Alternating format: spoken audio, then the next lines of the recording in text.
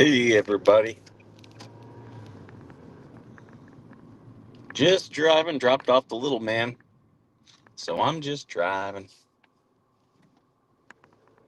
I don't know what happened yesterday when I picked up the little man.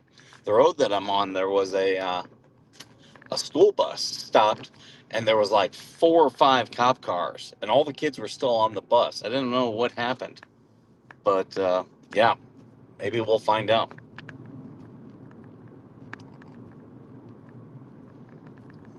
It was crazy, I tell you. Crazy. Crazy. Uh,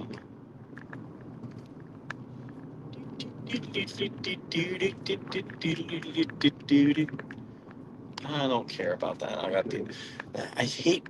I should have turned off my notifications. Can I still do it? Hold on. Yeah, there we go.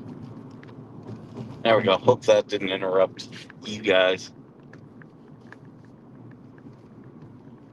Had to turn off the notifications because if not, they'll bother me. They'll be bothering me.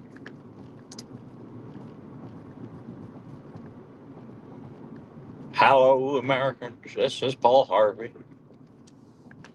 Do not disturb me while I'm doing a live stream. Doing so could interrupt my train of thought and stop me from doing a very good show. Stay tuned for the rest of the story. This is Paul Harvey. Good day. I miss Paul Harvey. I used to listen to this one radio show while I was doing my work, and they'd always interrupt with Paul Harvey. He always had just like fun little stuff. He was like the Reader's Digest of the radio.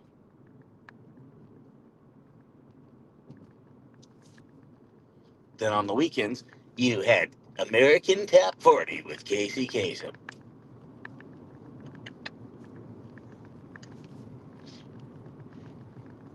Today we got a long distance dedication, and it reads, Dear Casey.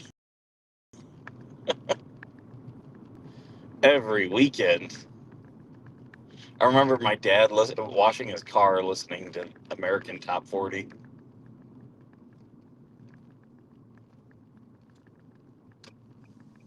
Hey, Hellhound, good to see you.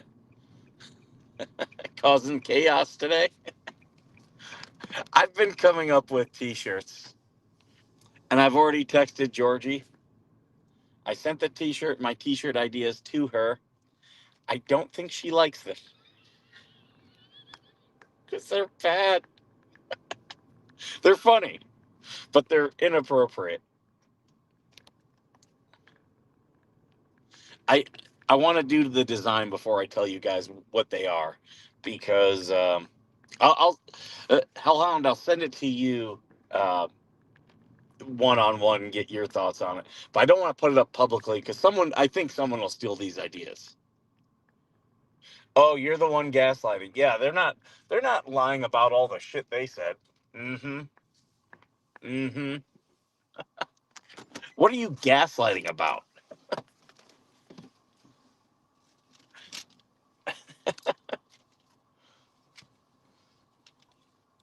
A dude has suspended us, but you're the one gaslighting? That's funny. Hey, Kathy, good to see you. Oops, I need to. There we go.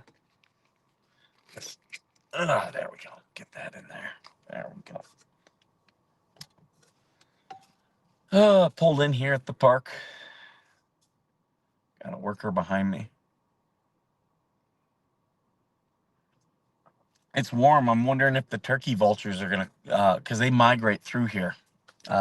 So yeah, if it stays this warm, they'll be migrating through. It's gonna be 80 today. It was 84 yesterday. I will not complain about that at all. Not at all.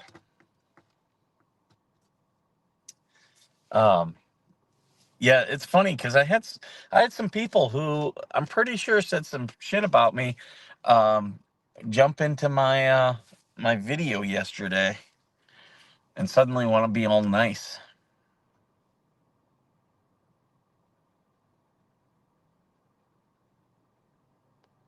Right? Yeah.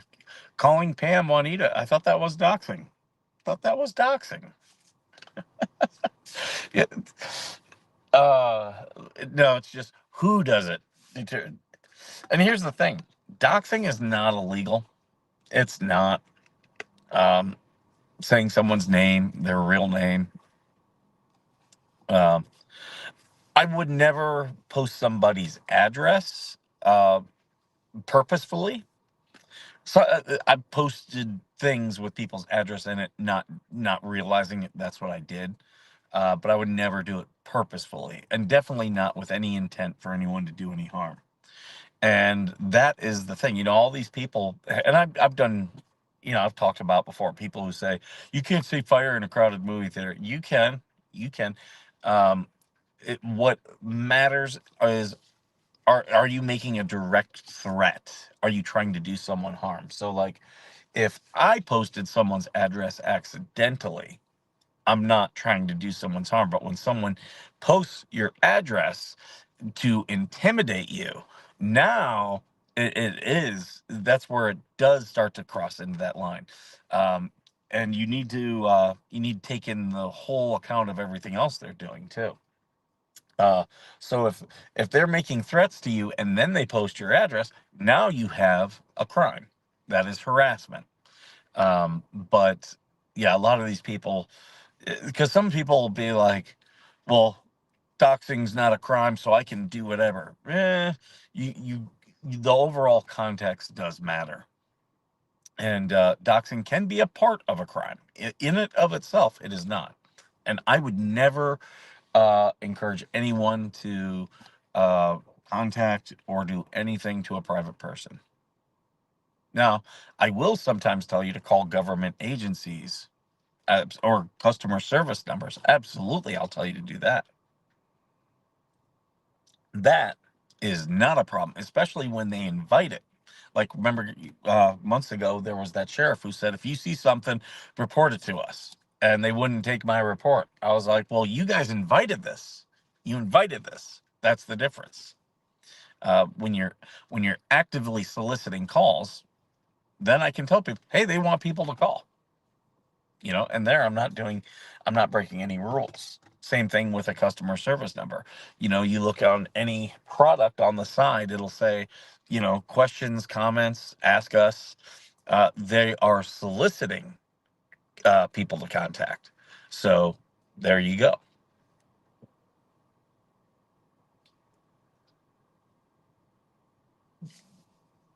Excuse me. So therein lies the difference with all that.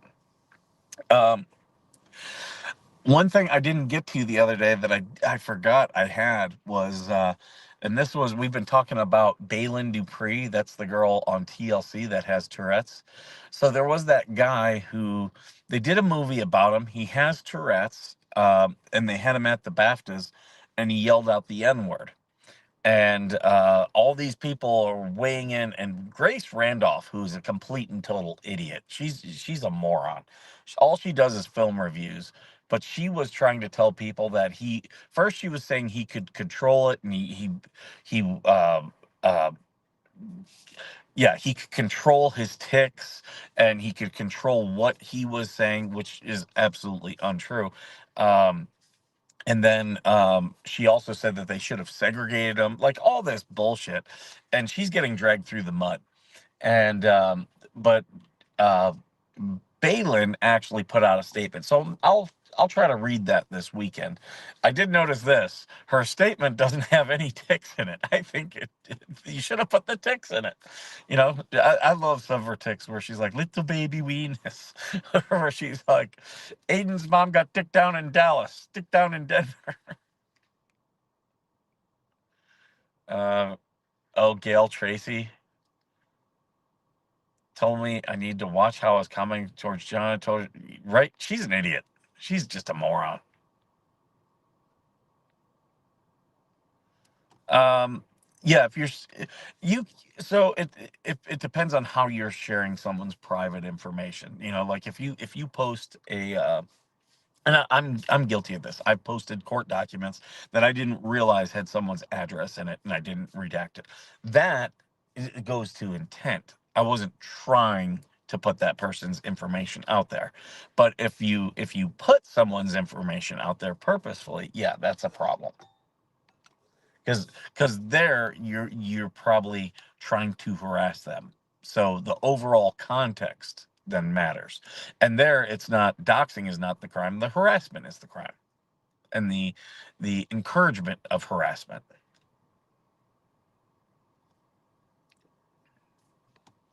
And that's why I you guys have seen where I've talked about harassment and stuff. I pull up the states, and I pull up the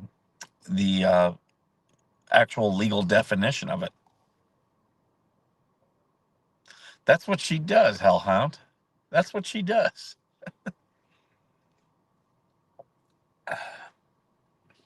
You're not dealing with you're not dealing with Mensa members. You're dealing with morons. People who care about Facebook. Facebook is the worst. It is just the worst.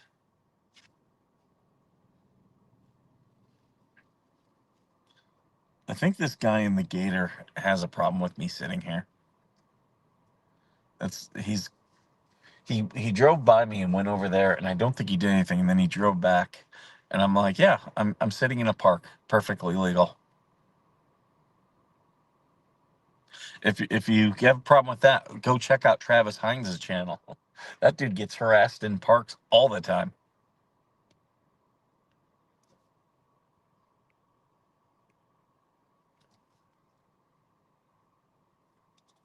Oh, trying to think what else.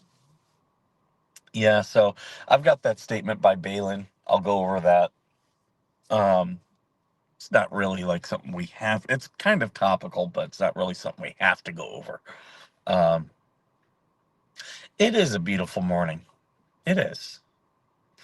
I you came in a little bit late, Cinder. I've been um making new T-shirts, and these are straight up, like I straight up told Georgie, I was like, I know you're gonna hate my new T-shirts that I'm making, and she's like, why? And I just sent them to her, and she has not responded, and that is not like Georgie. So I know the one. She's like, I hate that.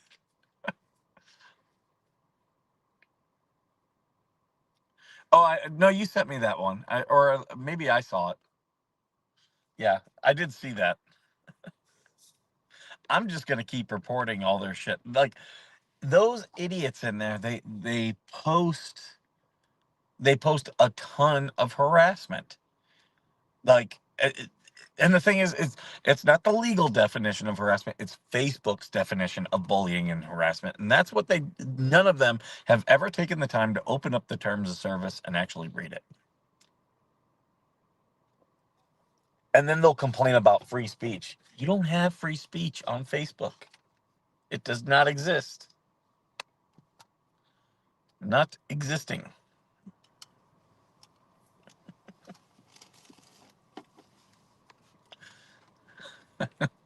One T-shirt I do want to do is I want to do the Jerusalem cross, a T-shirt with that. So yeah, I do want to do that T-shirt with probably with the Veteran Nation logo. So yeah, that one I do want to do. My one buddy thinks I should do more offensive stuff, but with QR codes, like put a QR code on a T-shirt, which I do want to do because I think it's funny when you do QR codes. Especially when it's something really offensive. I was looking at other places that do like T-shirts and stuff, and one guy had one that said, "I'm not always a dick," and then it said, "Just kidding, go fuck yourself." I was like, that one's pretty good. I don't think my merch store would let me do that, but if I did it in a QR code, I could get away with it. I'm not going to steal his T-shirt idea. I think that's a great T-shirt idea. But yeah, I'm not going to steal his idea. But if I come up with something similar, or something equally as offensive, that's how I'll do it. Like, they won't let me do. Um, I tried to do just the Unabomber, and it told me no, I couldn't do that. So. Um, I might do something where it takes, like, I as you guys know, I did one of the Unabomber, the sketch, and then it said Uncle Ted predicted this, and I had another one that said support your local postal, support your local USPS, uh, which is funny. I can do it with the writing, because there it's more parody, but if I tried to do something else, I'd have to do it in a QR code, which I could do. I could do. I also need to do. YouTube has a QR code for channels, and I got to start doing. I gotta turn that into, or just start putting that on the t-shirts. Probably I'll do it on the sleeve, so then people, as they buy the merch and get out there wearing it, other people might see it. It's funny because my mom was like, I was watching something on either Facebook or YouTube, and she's like, I saw a Veteran Nation shirt, someone wearing it in the background. I was like, that's cool. Right, in this day and age, Jesus is offensive. That's the thing. People, like, when people tell me something's offensive, I'm like, why? And when they say, well, it's religion, religion in and of itself is not offensive. Now, if I did one making fun of a religion, yes, that is potentially offensive. I'm not always an asshole, but when I am, you will know. Yeah. On my one jacket that I wear, people always comment about. I've got the one thing that says, "Do not mistake my kindness for weakness." And I used to always, in fact, in my initial counseling sheet, I would have that I would give to whoever I was going to work for me, and I'd give that and be like, "This is my expectations," and that was one of the paragraphs. Um, do not confuse my kindness with weakness. And I had people who thought, "Oh, okay, Captain Arthur, he, I can get away with stuff with him," and oh, they found out the hard way. Like, I was not gonna let people, um, like I was not gonna let people break the standard. And that was the other thing I always told people: you will rise or fall to my standards, and that's why you have high standards, because people will rise or fall to them. And the people who fail, it's a business. You got to counsel them and say, look, you're not meeting the standard. I need you to do this, this, and this. You let them go. You come back. You do. If they're still not meeting the standard, you talk to them again. You try to move them into positions where they will be successful. And then, okay, Nicholas coming in here with anti-Semitism. Okay. The modern day anti-Semites are not as funny. Way back in the day, you know, people used to be really funny with that. Nowadays, it's just like, okay, yeah, I hear your conspiracy theory. I get it.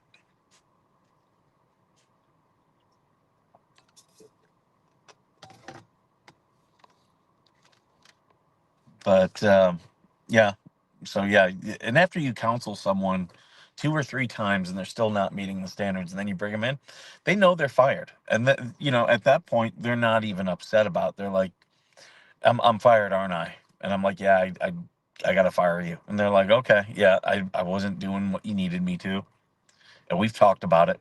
Because, see, you've given people chances. You get people who, though, once someone fails, want to immediately fire them. You got to, unless if it's something huge, you got to give them a chance. And that's why I always tried to move people. I always tell people, grow where you're planted, but um, also set your people up for success.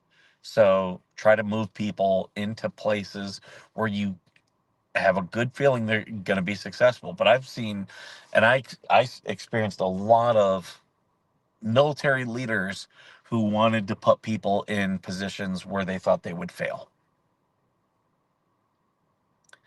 And, like I've talked about, I had one person who I really disagreed with. They they were going to get one of my Marines, and but they had said that he was a failure and a piece of shit and all this stuff. Did he fail at a job? Yes. Was it solely on him? No, no. He became the scapegoat. But he had already worked for me once before, and I knew he was good at certain things. So I was like, hey, I'm gonna put you right back here where I know you're good. And um, you know, he did fine for me. And that's why I was able to tell the CEO when we were fighting about where this guy was gonna go. I was telling the CEO, I was like, look, I understand, everything that happened, but he did this for me and he did a great job. And, you know, I was of the impression, I was like, you know what? Let's just let this guy go to another command. Let him go somewhere else, start over. And, and he was a senior enlisted guy. But this other senior enlisted guy was like, no, I want to mentor him. And I'm like, he's a senior guy. Like, he's been in 20 some years. He doesn't need mentorship. Like, mentorship happens when you're younger. He's developed. There are just some things some people are not good at. Um, but my whole point that I was making was, yeah, did he fail? But it wasn't just his failure. It was all of our failures. Everybody involved, but they wanted to scapegoat him. And this guy didn't like that he yeah, he was held accountable, but not in the way that this guy felt. So he was going to pull him underneath him and then pretty much just harass him and everything. Um, but like I told the guy, I was like, look, are you ready to retire? He's like, yeah, I think I am. I was like, just retire. Don't put up with this guy's bullshit. And that's what he ended up doing. Like, he worked for him for a little bit, but I was like, I asked him, I was like, how's it going? He's like, that guy's just an idiot. I ignore him all day long. I was like, see, once you get to the point where you know you're getting out, you're in a powerful spot. Speaking of a point where I know I'm getting out, it is 7:31 right now. I have to get going, folks. I have to get going, but I've got other content coming out later on today. There will be another one of these ones tomorrow because I've got the little man. He came to my house earlier, so I dropped him off at school today. So you'll have another one of these, or a video, or both tomorrow. I got to figure out if I'm gonna put it out tomorrow, but I've already prepared it. It's already edited, ready to go. I just have to upload it. So, yeah, I'll be around. You guys know, you can always contact me. Veteran Nation at protonmail.com, or the phone number right there at the bottom of the screen if you need me.